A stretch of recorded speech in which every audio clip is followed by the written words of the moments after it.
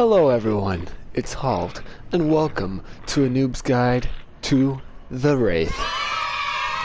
So, you wanted to learn how to bash people's heads in with a ding ding ding boy with a bow. No? Well, too fucking bad, I'm gonna teach you anyway.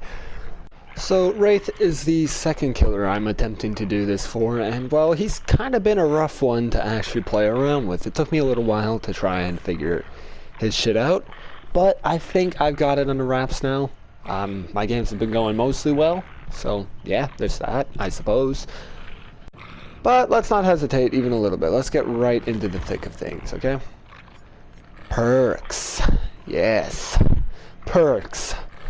Probably one of the most important things. I have almost all perks, but you just need to mine most of them. I think I have a good amount. Maybe. The build I would personally recommend, and let me explain why while I do this. Sloppy Butcher and Nurse's Calling. They kind of go hand in hand. Wraith's biggest problem. People love to fucking turbo heal, okay? Sloppy Butcher slows that down. Nurse's Calling lets you get the jump on them while they're healing. I shouldn't have to explain anymore. It's nice to know where people are when they're healing, and then you can just get in there, whack them, smack them on the ass, and say, oh yes, submit to Wraith Daddy. When you go up against turbo healing survivors who bring pack-a-punch medkits, or whatever the hell you want to call them, you're not going to be in for a fun time. You're really not. It's literally his biggest weakness, especially because one of Wraith's strengths is his hit-and-run playstyle. It can be very nice, but your perks are kind of everything on him, and add-ons are extremely important as well. We'll get into that soon, but next up, you have Pop Goes the Weasel, Corrupt Intervention, another duo. Corrupt buys you some time at the beginning of the game to maybe get a couple hooks in. One at least would be nice before they could get a gen done and before Corrupt is up, but you could possibly even aim for two. And then Pop Goes the Weasel is obviously your generator regression. You get to the gen, you kick it, it loses progress, survivors get big sad. It's pretty simple stuff when you think about it. Now then, you could always swap it out for Ruin Undying. But you see, I didn't feel like doing that. I felt like this was a bit better. Gives you a little bit more manual control. And at least if your totems aren't gotten rid of immediately, you still stand a chance. Because Wraith... oh, this poor boy needs all the help he can get. Next up, add-ons.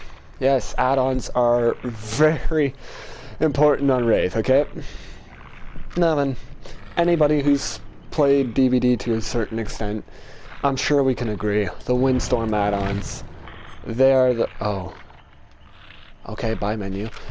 The Windstorm add-ons are probably the best on Wraith. You definitely want them, because sure, your movement speed while uncloaking is kind of bleh now, but that's not a big deal.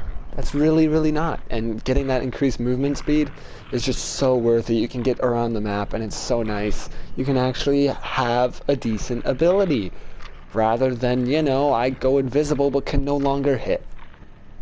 It's a bit sad. Next up, you have the Shadow Dance variety, which I would recommend running now as well. Basically what Shadow Dance does is, here, read it for your goddamn... I'm kidding. Basically, you can break stuff and interact with anything faster when you are cloaked. Doesn't sound the greatest, but it definitely helps get that Pop Goes the Weasel in time. And you can travel and get rid of pallets, like... because for the most part, you want to keep more to a chase and only break a pallet if it's an absolutely safe one that can't be played around. An unsafe pallet, you just want to play around that, get your hit in. Which, by the way, mind gaming and getting hits in is very important, and you don't want your chases to last too long at all. You gotta be practically everywhere at once, which is why Windstorm is so great again.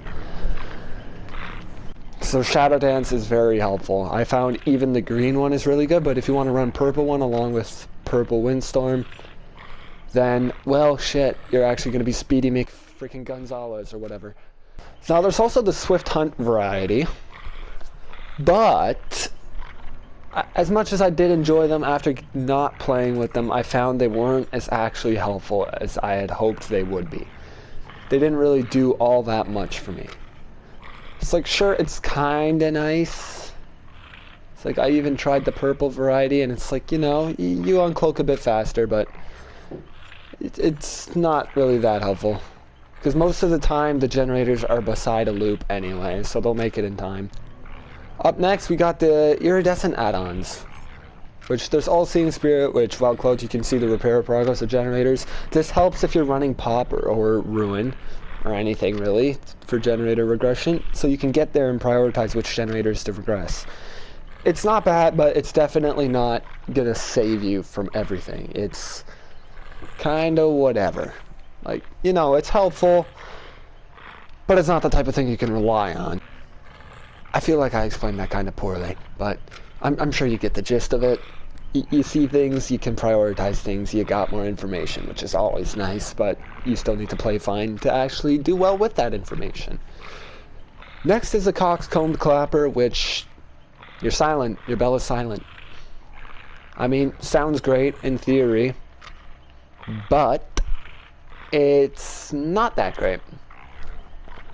Because WRAITH is a very, very loud boy. Here, I'll let you hear for yourself.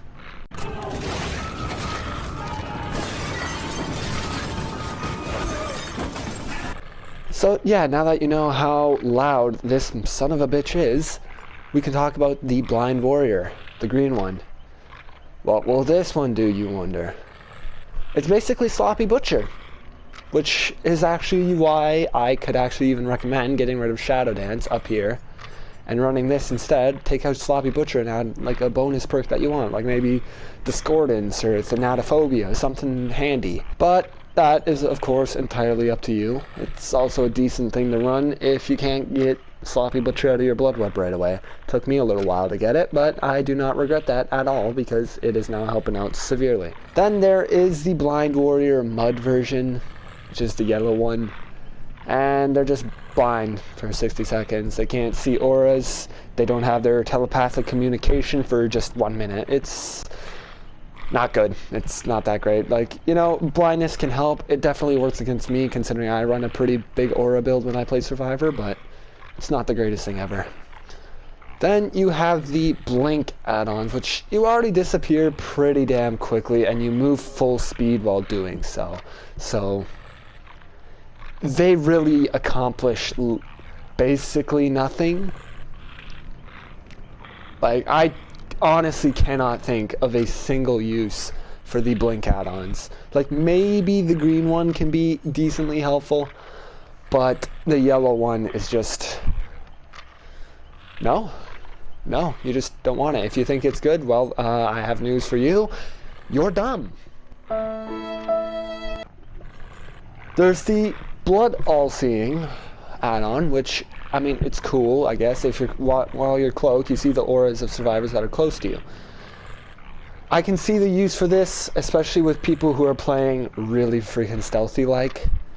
It's very nice when you're on a tile generator and people are just hanging out behind the walls and it's like they got Urban Immersion on. Don't flame me, I know it's Urban Evasion, I just call it Urban Immersion, okay? And it's trademarked, don't steal it.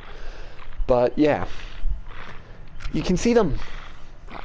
It's nice, but I won't necessarily call it a game changer either though, because you do have to get pretty close. Now, you got the Bone Clapper, which I actually don't mind it. It's not that bad, because they can no longer discern the bell's distance or direction, so it surprises them and catches them off guard. If you're in the lower ranks, what this could probably do for you is great. They won't know where you're coming from, they'll hear that bell, they'll run off their generator for probably 6 seconds or so. Every time you ring your damn bell. Unless they're a Spine Chill gamer. In that case, goddamn, you're screwed.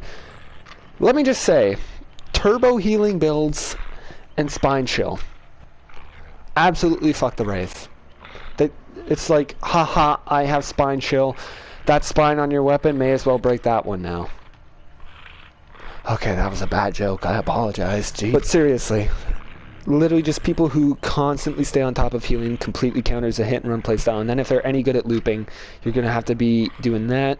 If they're smart with their generators and you don't get a 3-gen, well, at that point you may as well invite the survivors to pour Fruit Punch down your anus, because I guarantee you that'll be more of a fun time than you're about to have defending a non-3-gen.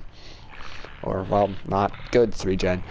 Now then, the living tankers that are the freaking common variety of add-ons for the raids. You got the Serpent, which you'll uncloak when breaking pallets or damaging generators, which not necessarily what you want. Most of the time when you're stopping to break stuff,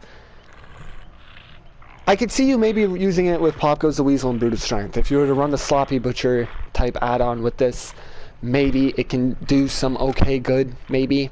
Keyword literally being maybe. I might even need to say maybe a fourth time. Generally you want to stay cloaked, stay hidden, and then chase them.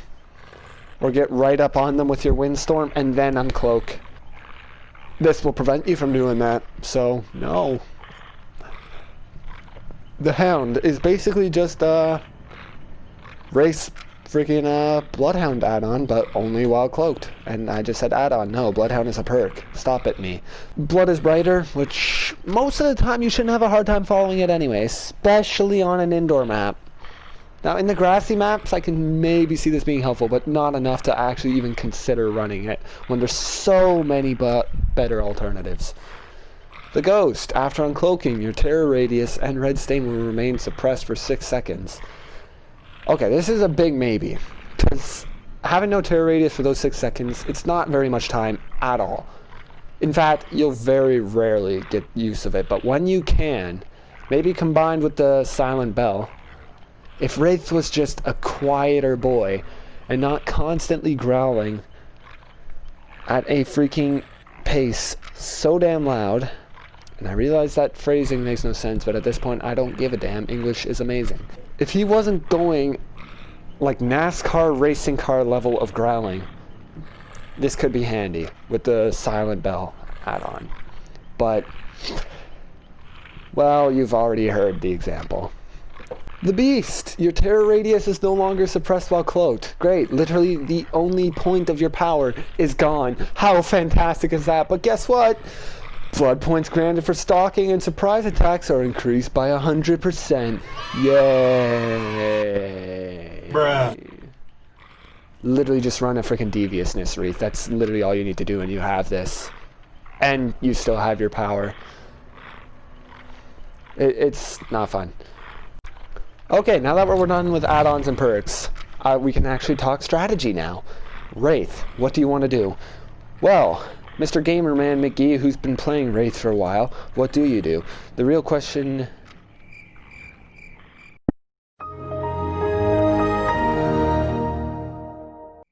No, the real answer. What am I even saying anymore? The real answer you want is, I don't have a damn clue.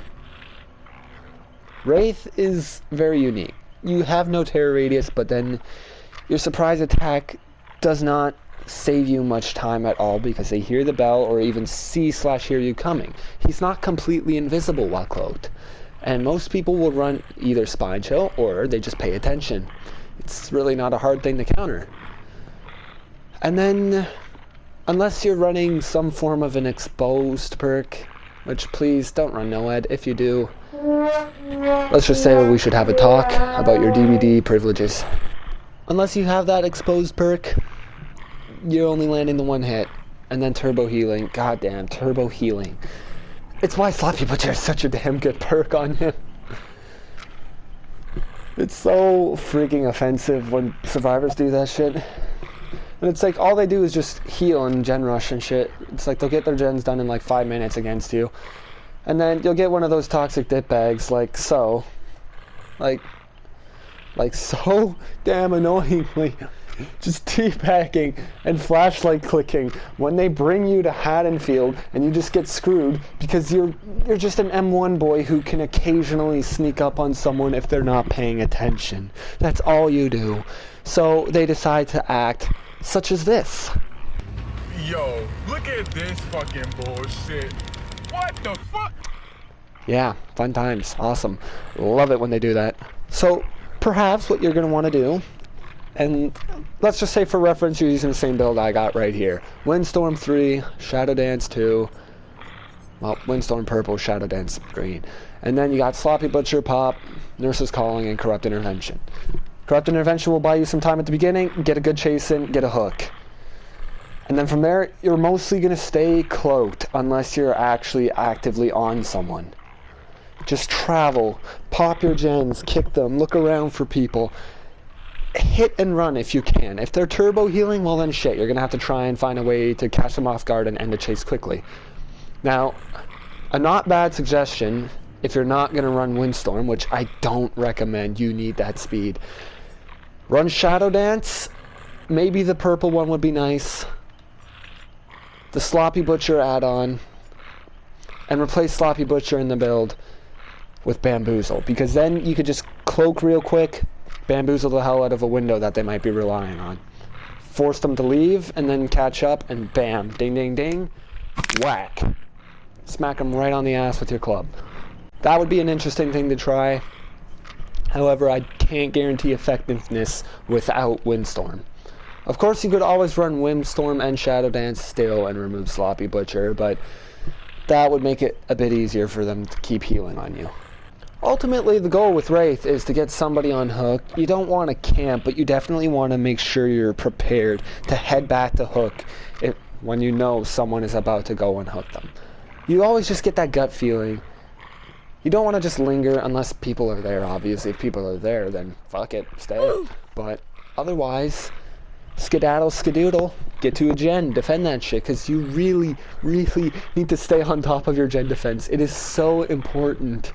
You need to get that hook in, get that pop goes the weasel, and smash that gen like it's, I don't know, your favorite anime waifu or something. Yeah, one last thing, pallets. Pallets are very much a douche to Wraith.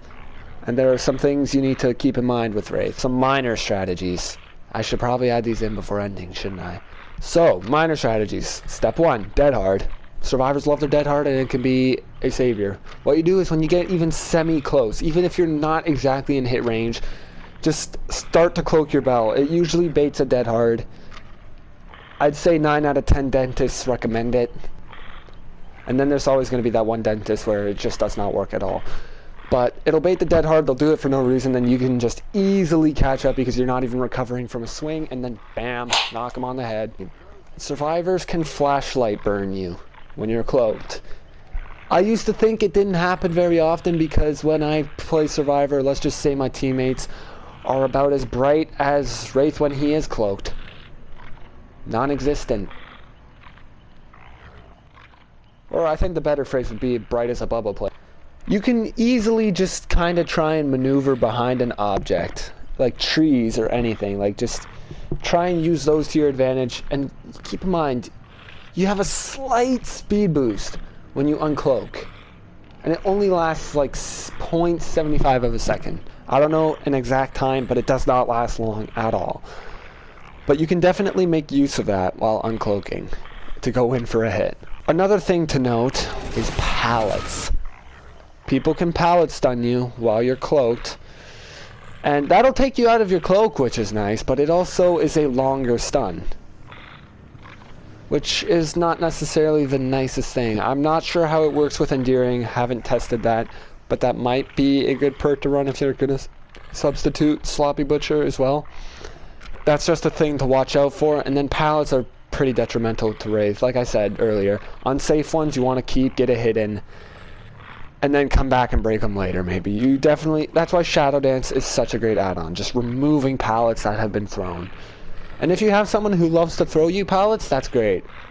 Chase them for as long as you can afford to without losing any gens. Try and get some good pallets out, especially if you got that one freaking Dwight or whoever who loves to just throw the god pallet like it's going out of style.